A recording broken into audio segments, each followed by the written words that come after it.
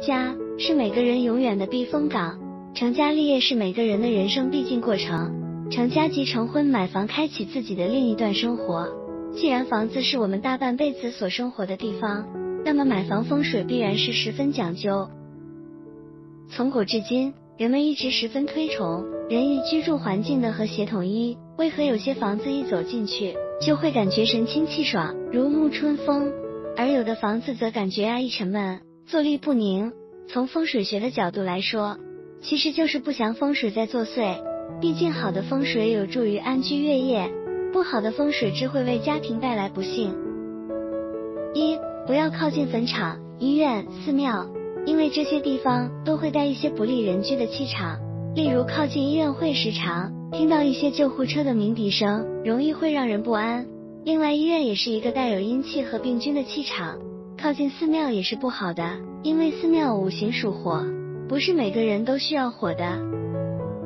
二、房子张贴奇异纸物不能租住，有贴有符纸、画煞物品如凹凸镜、八卦镜等的房子，不管房东怎么解释，最好都不要住进去，因为一个好的房子是不会随便张贴这些东西的。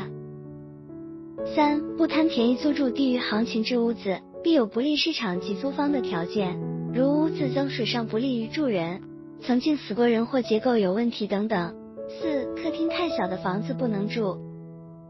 特别是一室一过道的，这种格局不聚财，不升值，胆小怕事，无出息，因为客厅就是明堂就是财路，这么小这么压迫，会让人窝火，而没出息。遇到这种情况，还是与别人合租大一点的好。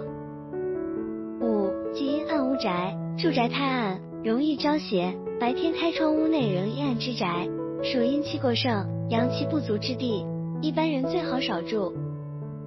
六、讲究用水、烧水、吹风，入住当天一定要烧一壶开水，寓意财源滚滚，同时塞住各种池盆、厨房、卫生间等，开启水龙头，要细水慢流，因为细水长流，寓意盘满钵满之意。屋宅内还可以开着风扇，四围吹风，但不要向大门吹，有风生水起之意头。今天的分享就到这里了，喜欢请按赞订阅我们，并开启小铃铛，祝您平安健康，事事顺利，我们下期见。